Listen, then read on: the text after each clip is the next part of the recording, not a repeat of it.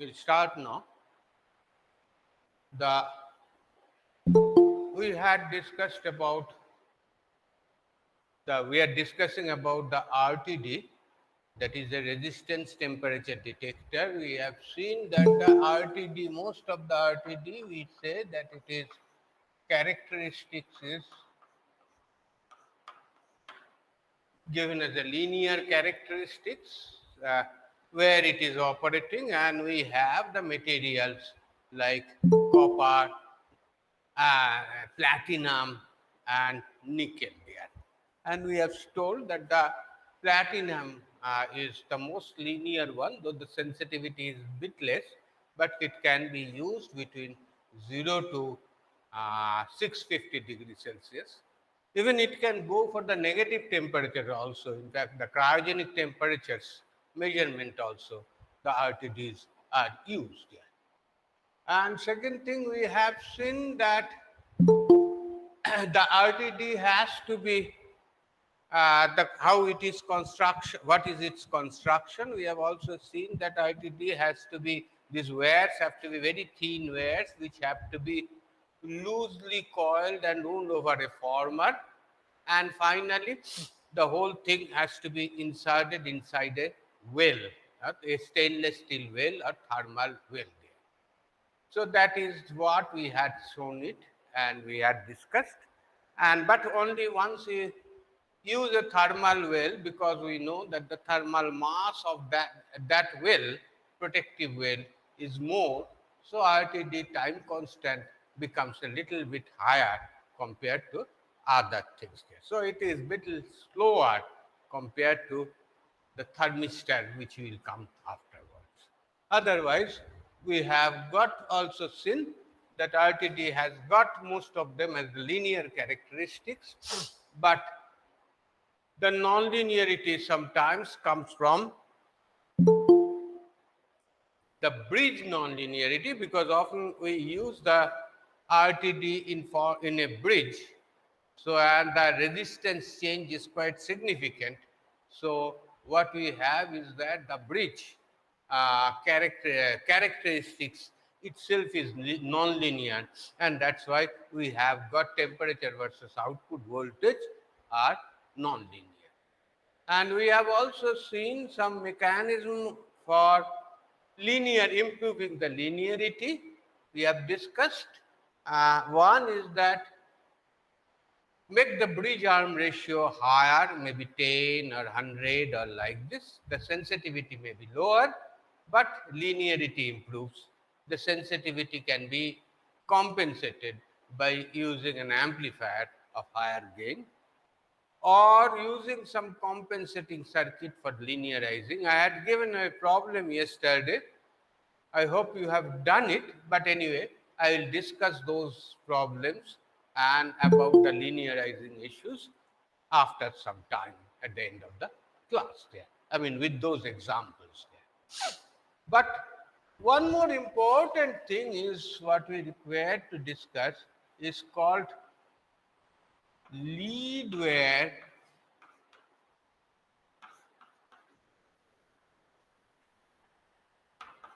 compensation. This lead wear compensation is an important issue because you see the RTD may be a small resistance connected like this, but this RTD is placed inside a boiler or maybe inside a furnace, which is the boiler may be on the top of the boiler may be 10 stories high. So the point is that we use a long wire. We use a long wire from the RTD to the signal conditioning circuit. We use whether a pair of long wires, we have to use is from RTD to the signal conditioning circuit to for the connections like this, or what we call it a lead wire. So basically you see that these are the lead wires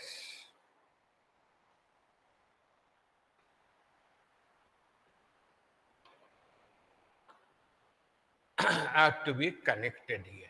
And this lead wire maybe 50 meter, maybe 100 meters, or because your signal conditioning circuit is inside a control room, but actual the measurement is taking place in a distance, maybe 50 meter or 100 meter or long distance. So naturally, the lead wire length is long. The lead wire is actually that approximately that 50 in the range of 50 meter or something like this. So what we call it that the lead wire resistance. So this is your Rx, and this is we call it R lead.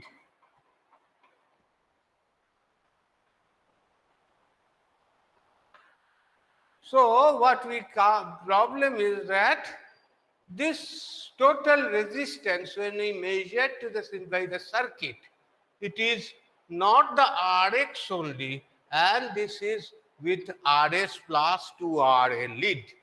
That will be the total resistance measurement. And this lead wire, if it is a very long, which is comparable with the Rx value or the change in Rx value, and we don't know what is the exact length or like this there.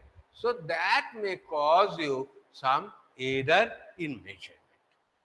That may cause you some error in measurement because it does not, the measuring circuit does not know what is the length of the lead wire, what is the resistance of the lead wire. They think all of them together for the Rx, and naturally there may be a it may misread it because those things you can include into Rx. So we can say that what we are showing is a two-wire method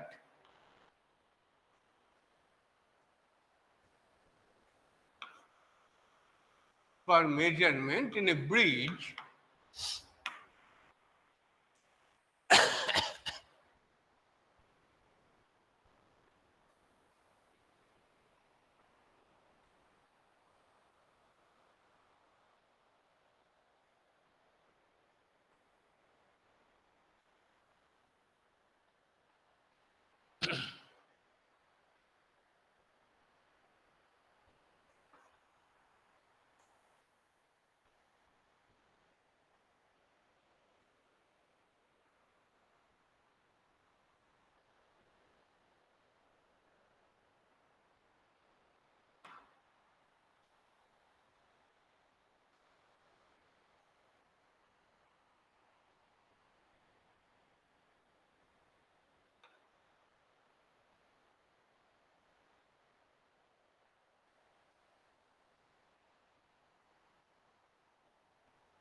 Okay? So we are making a bridge and two arms are fixed. One is a variable, just I am showing it like this. And this is an Rx is the RTD resistance, which may vary with temperature. And this A and B are lead wire resistances.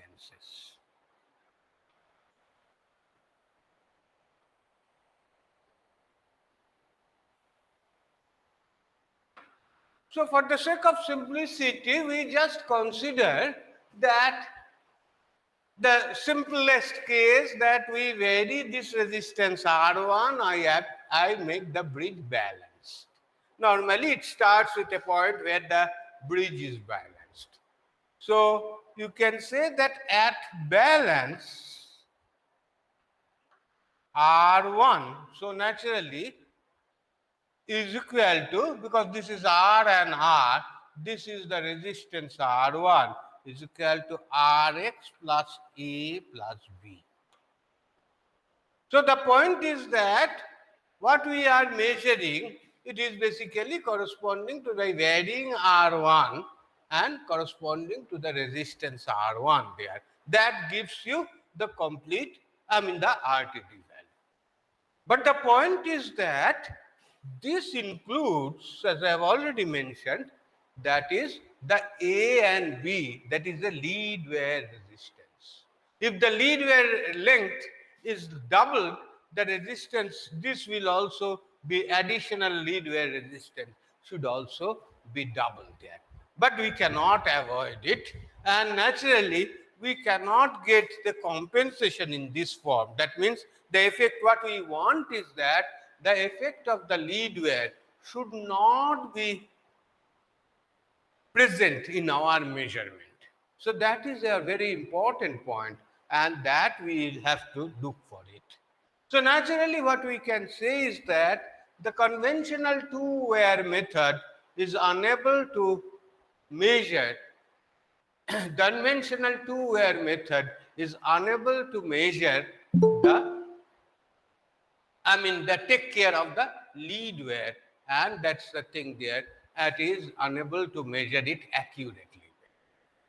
So we have a compensation. For the compensation of the lead wear, we call it a three-wear method.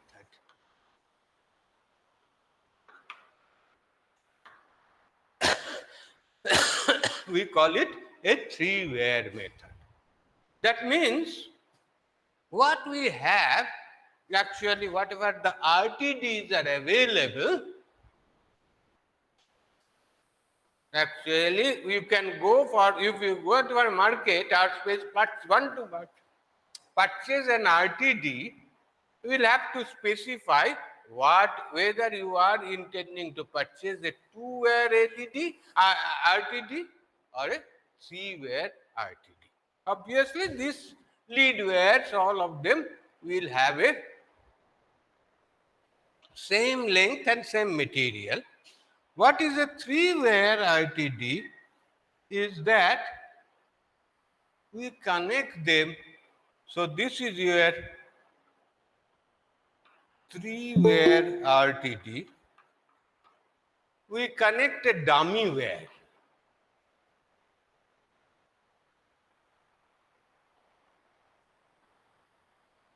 Why do you connect a dummy wear? We connect an extra wear which is not needed, but what we want to say is that this wear will be identical, of identical length, and also the same resistance and all other characteristics. Definitely, you will say that once it is a copper wear or like this, at a 50 meter wear or like this, so naturally the cost will be increasing if we use three-wear RTD. But it has got, on the other hand, it has got certain benefit also. What is there?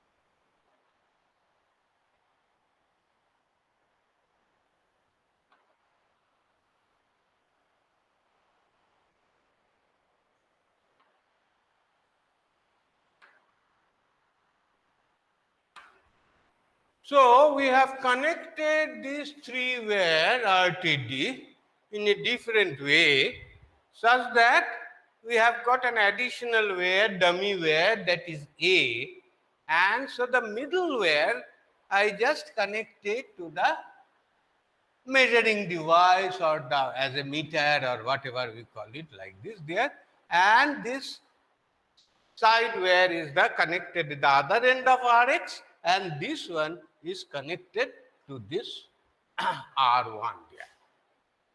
So what is the advantage?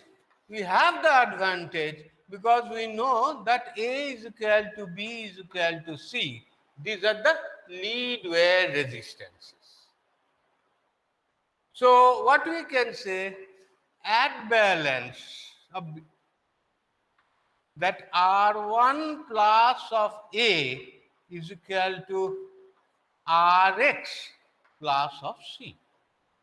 And since the A is equal to B is equal to C, so mind it, in this case, B does not come into the picture because B goes in series with the high impedance measuring device. So this is B resistance is negligible. We need not consider it. But in this case, if since A is equal to C, what we can say that R1 is equal to Rx. So basically, the lead which provides you perfect lead wear compensation.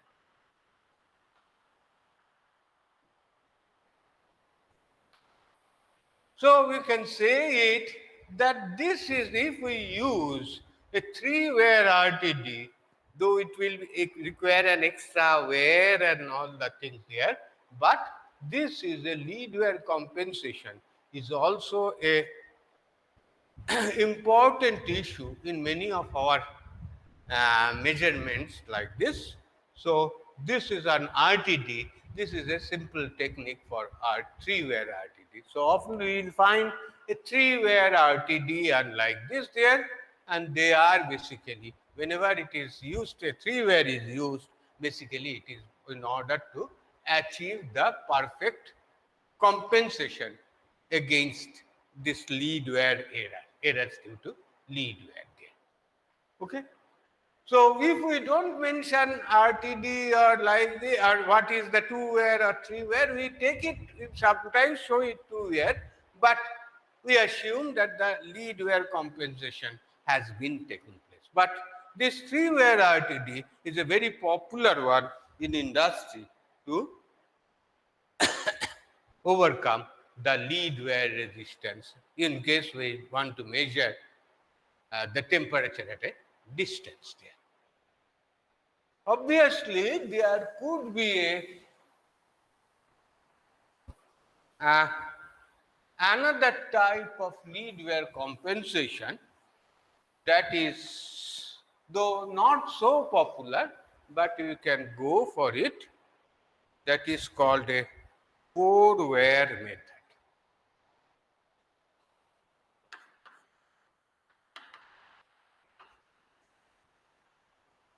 It is not that popular, but it is a four wear method. So, what is a four wear method? It is similar to your, uh, you see, the Kelvin's double bridge or the measurement of low resistance for with current terminal and potential terminal. In this case also, what we do is that this Rx, we have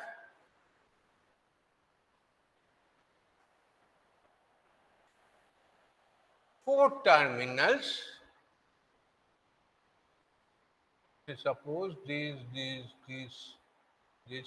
these two are the current, sorry, these two are the potential terminal and the outer two are the current terminal. So what we do is that I make some arrangement to pass some current, that is a constant current source. I use it like this there and take out this one, the voltage across the potential terminals and measure the voltage by using a high impedance meter. So you can see it is similar to your port terminal resistance of your in our measurement or like this.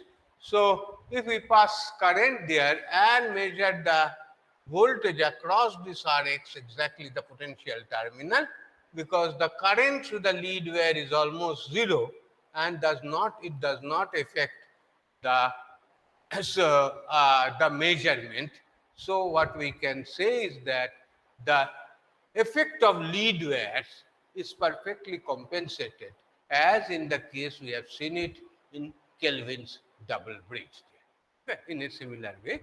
But definitely once you use more number of wears, the cost increases, and that's there. So better, it is not that much in use. Rather, the three-wear RTD has been found to be the most optimum choice among the three. Is it clear? Any question? So can you repeat how four-wire method works once again? Four-wire method. Okay? I pass some current here, and this current goes there, and so this is your voltage here. Okay? So the lead wire, as we have done it in a small in your measurement class or like this there. So the point is that you are passing some current. The lead wire is not the lead of the current terminals is not being affected because we are passing a constant current source. It is similar case we had discussed about the 4 to 20 milliampere current transmission. Uh, I have not discussed probably, but we will come to it. Sometimes we convert the signal into some current signal 4 to 20 milliamps. So something like this. So the resistance of this one does not affect the measurement. And we measure the voltage at these points by this voltmeter, which is a very high input impedance voltmeter. So it is almost we considered that this current is equal to zero. This current is almost equal to zero. So naturally, there is no drop due to the lead wire resistance. So whatever be the voltage at this point and this point, they would be the same. And as a result, we are getting the voltage across this one, or rather, we are measuring by V by I, we are measuring the Rx value only. So I request you, if you have further questions, to get clarified from your measurement class note or books like this on the four terminal resistance and its advantages.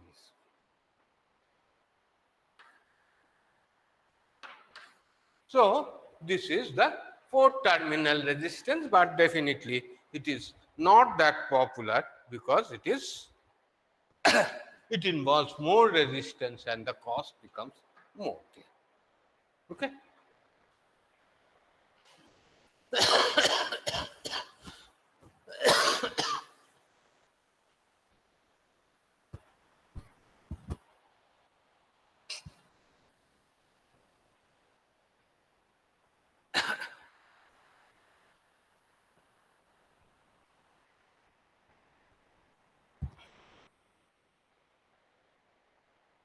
So before I conclude the RTD part, what I would do is that we would be solving that problem which we had given and take up another problem where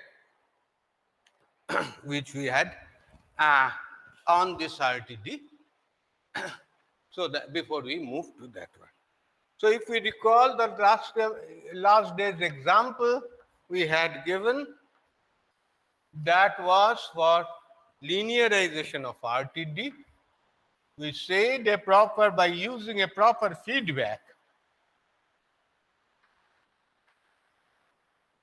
we can linearize it nicely, and that is the way one of the analog devices,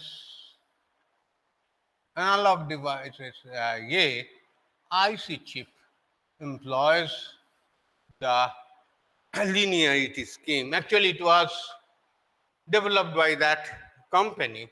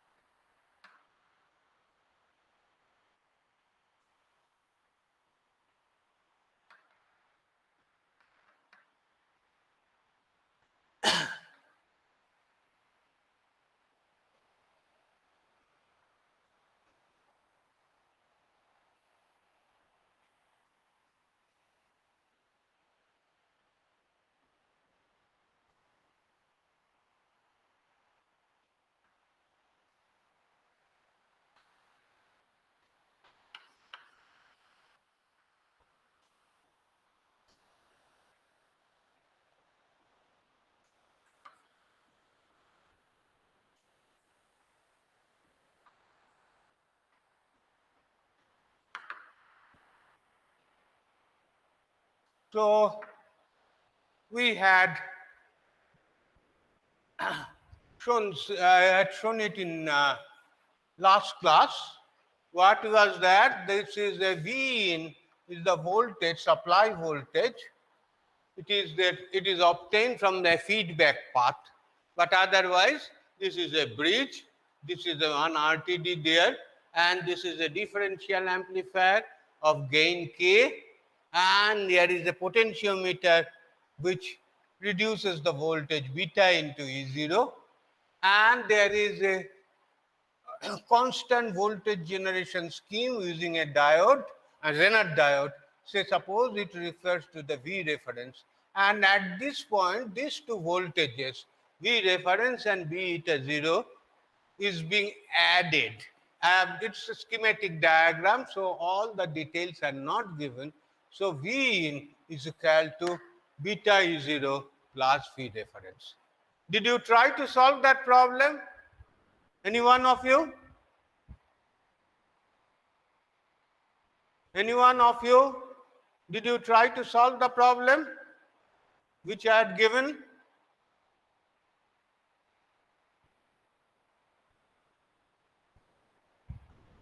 I don't know why. Okay, let me. So what is there? It is V in is equal to V reference plus of beta into E0. On the other hand, what we get is that E0, so what we can say is that E0 is equal to K into V in into, this is all R, and into R into 1 plus X there, like this. So here it is R plus R into 1 plus X. In here it is R into 1 plus X minus of R divided by 2. Okay.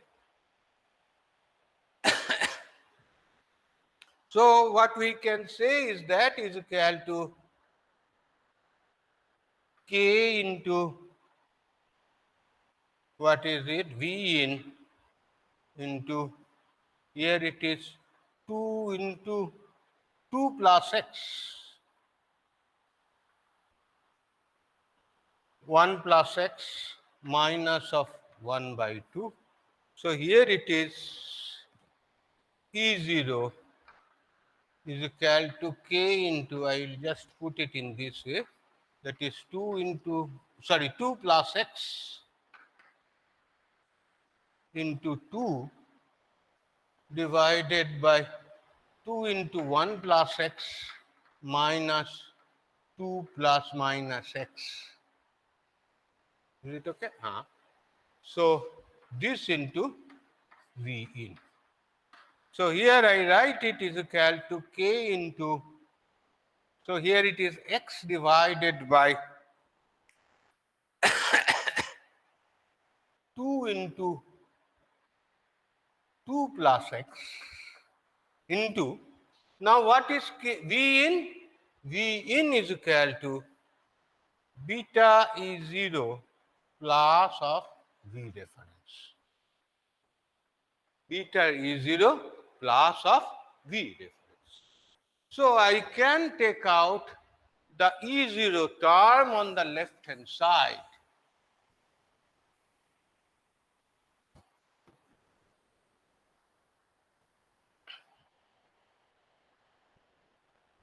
E0 term on the left hand side, where you can get it like this, there E0 into 1 minus beta kx divided by 2 into 2 plus x is equal to V ref into x divided by 2 divide into x plus 2 into beta k. Okay? So what we can say is equal to E0 is equal to, what is it? V reference into beta into k into x divided by, here it is 4 plus 2x minus of beta into k into x.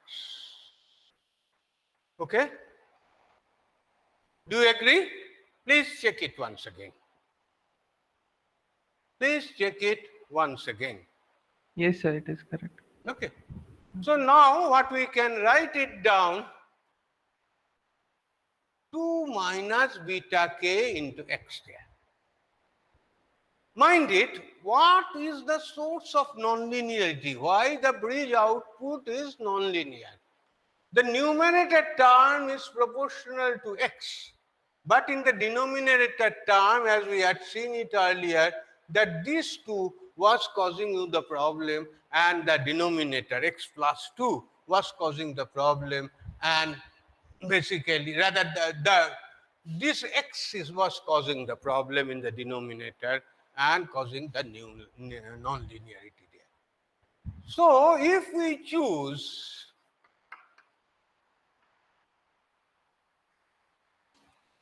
beta k is equal to 2, so we check what is beta?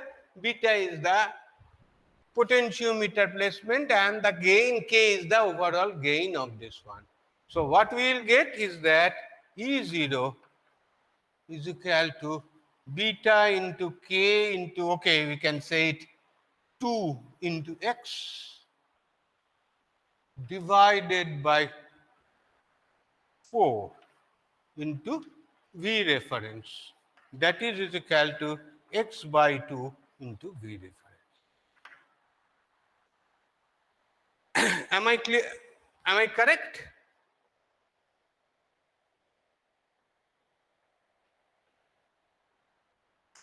Or is there anything wrong? Please check me. I think the V reference, oh, beta is not coming here, isn't it? V reference, I am just doing it, beta is not coming over here because here it is k into x. So in this case, what we can say is equal to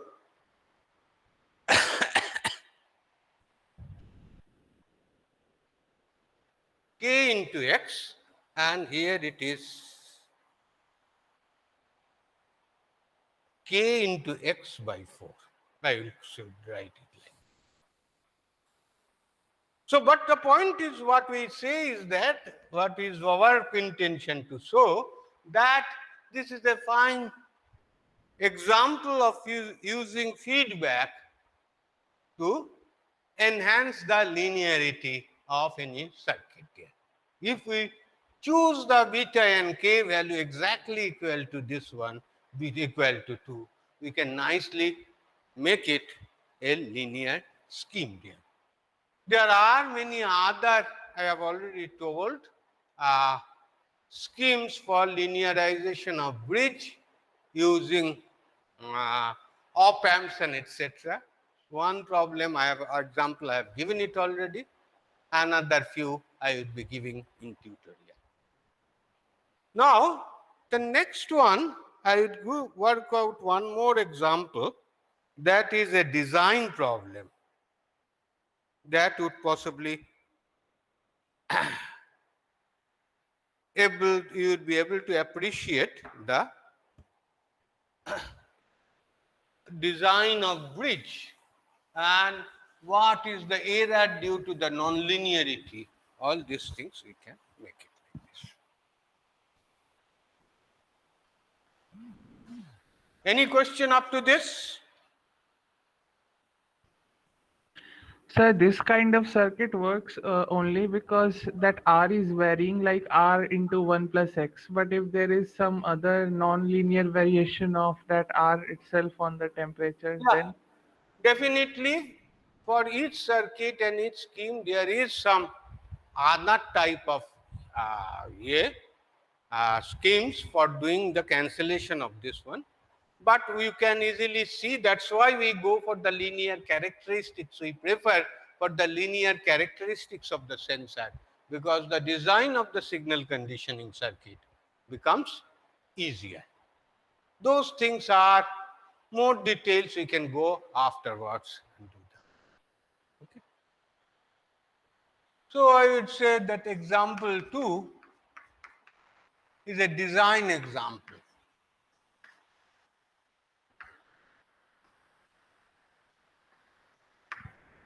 What is that? It is simply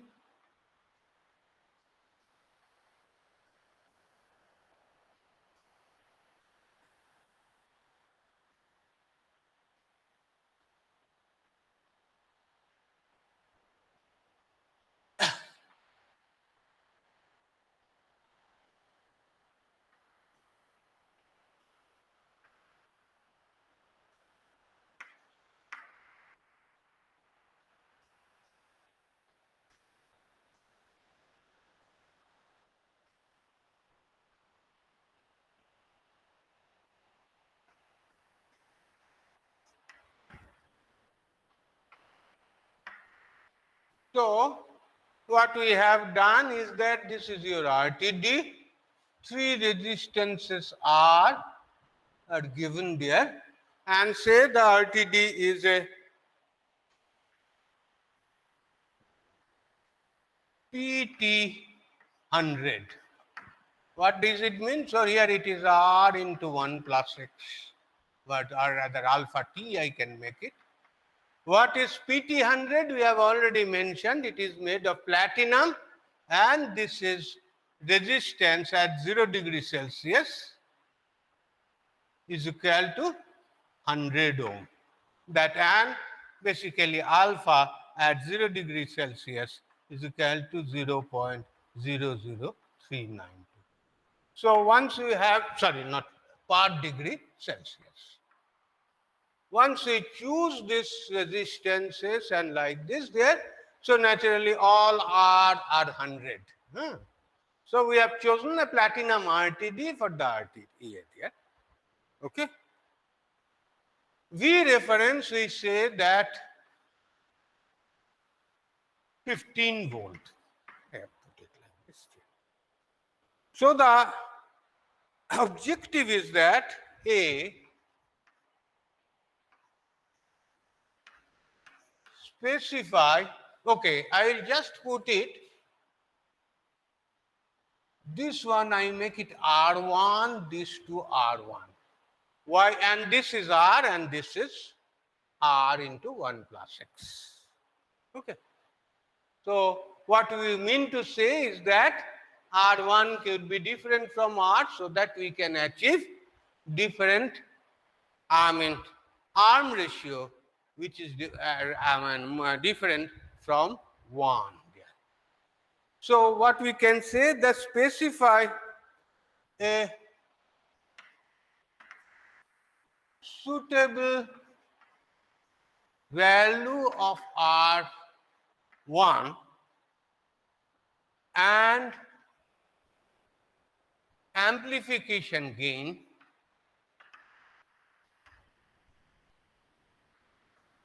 that means of the instrumentation amplifier to achieve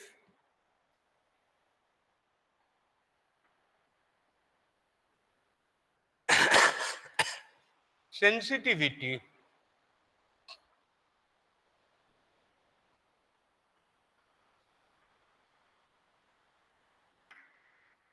of 0.1 volt per degree Celsius. 0.1 volt per degree Celsius. Here is that one there. And the second point is that also to limit the self-heating effect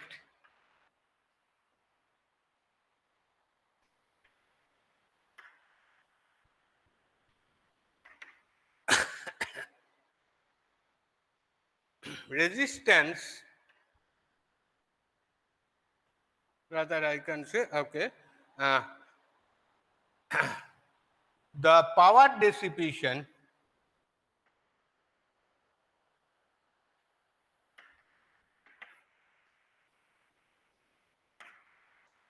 should be less than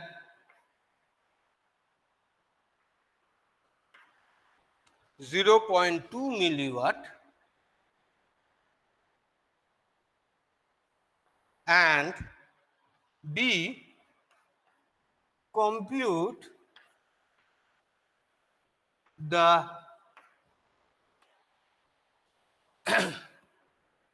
voltage V0 at 100 degrees Celsius and estimate equivalent error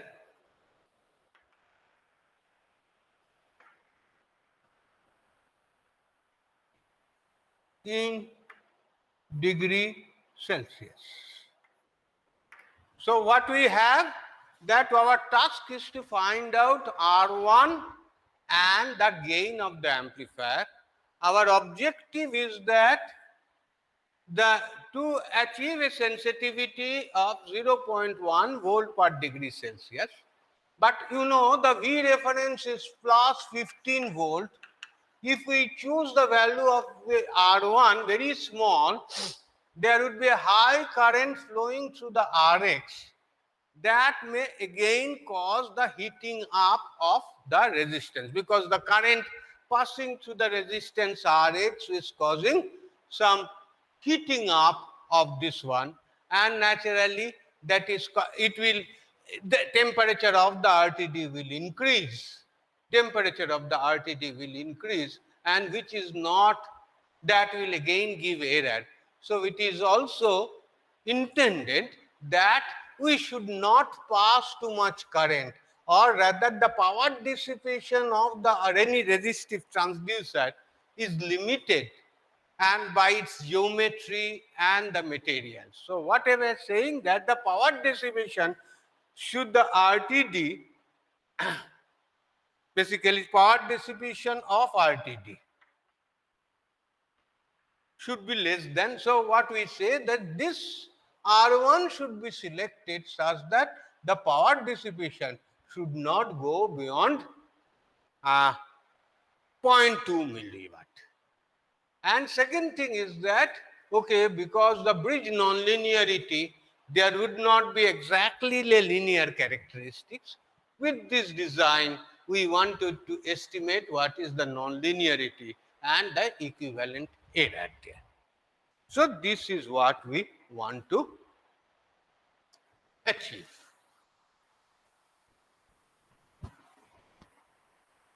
So first thing we can say that if the power is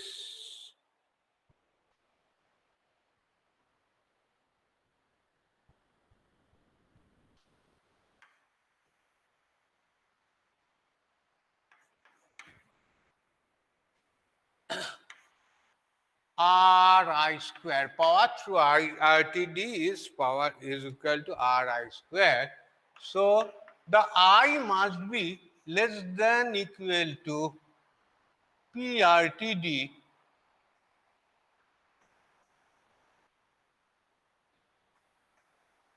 divided by R. R means at 0 degrees Celsius, so it is the A there, to the power half. So what is the PRTD is equal to 0.2 into 10 to the power minus 3, and I do all the calculation based on its nominal value, that is equal to 100 ohm at this one. So I make it 100 to the power half.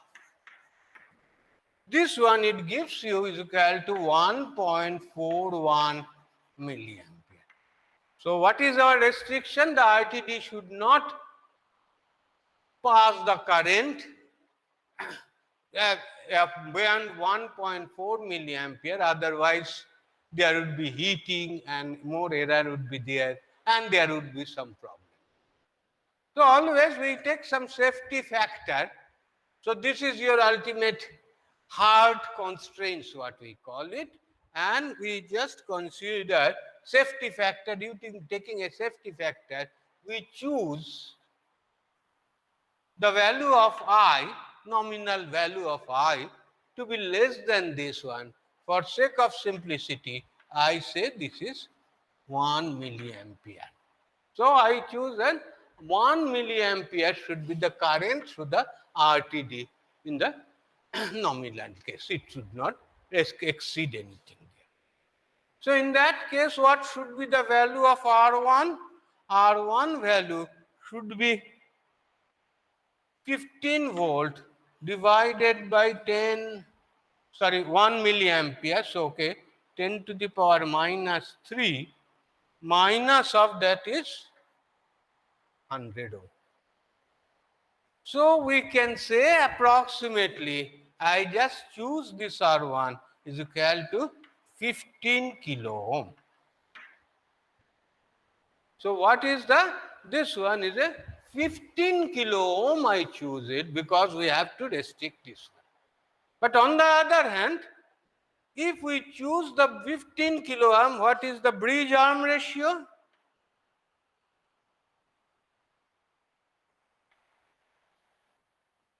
Is equal to 15 into 10 to the power 3 divided by 100 is equal to, just you see, 150 is the bridge arm ratio there. So we said about 10 is sufficient, but 150 gives you one additional advantage, that it is far more linear there.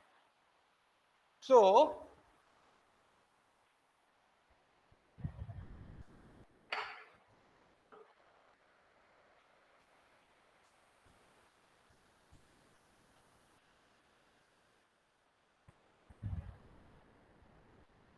So the bridge arm ratio, I term it as P.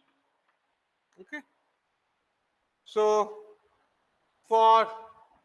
because we need to achieve a sensitivity of 1 degree Celsius change, what we said is that delta R by R, what is it?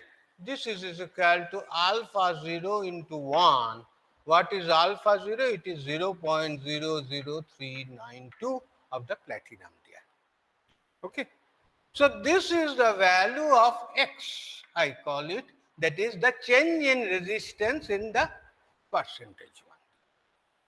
And if we have so here we can say this is R into 1 plus X.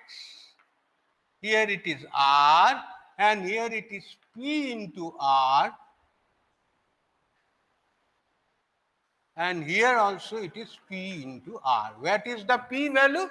It is 150 there. And from that one we can get it like this there, that V0 is equal to, that is the gain of the amplifier K into, I think we have done it, so I have not repeating it. In the tutorial problem it is given already.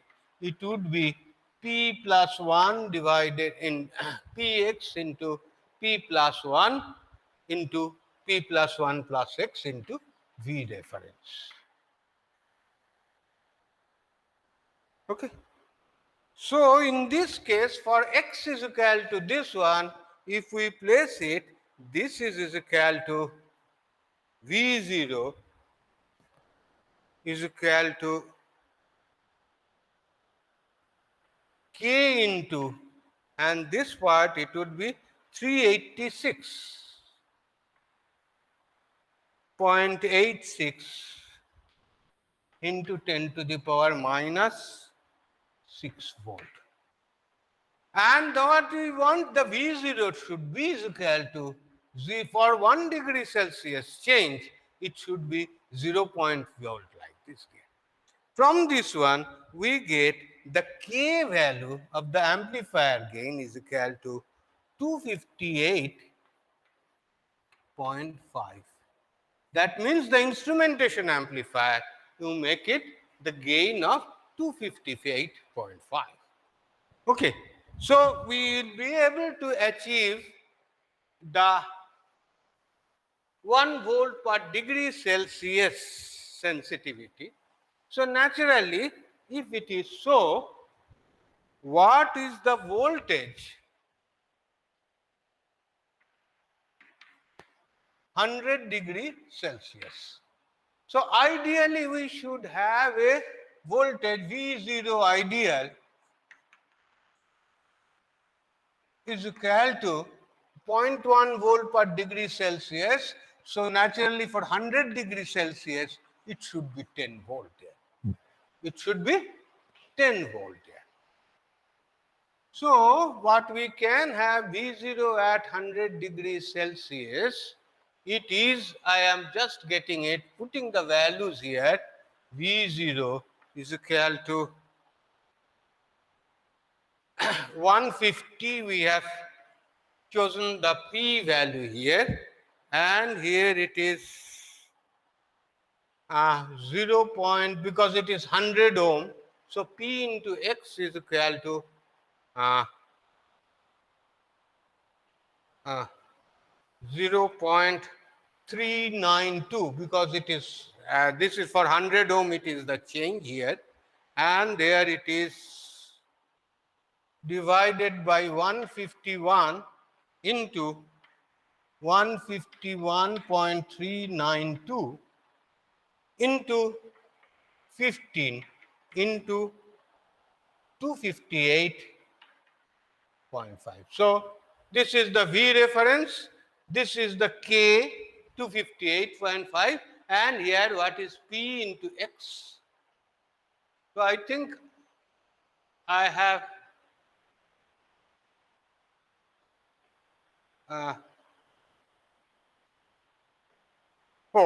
this is part degree Celsius. Here it is a 100 degree Celsius change. That's why this should be 100 times. So we have chosen 0.392 here. And that comes to be is equal to 9.973 volt. And what is the error? It should have been is equal to 10 volt, and here it is minus 9.973 volt.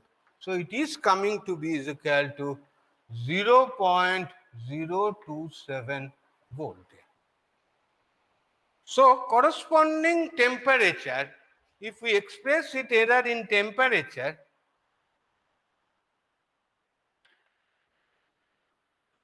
it is basically, if we divide it by 100, which is 100 degrees Celsius, and here there, and we know this is 10 volt there. So correspondingly, it is less than this one, and the error in temperature comes to be 0.27 degree Celsius. So you can see, though we have chosen 100 ohm 150 bridge arm ratio, and compensated all the things, but still then the bridge arm ratio, due to the bridge nonlinearity, there is always some error is cropping up, and that is at 100 degrees Celsius. It is showing 0.27 degree. Okay, I think I give a break. 5 minutes, then I will come back.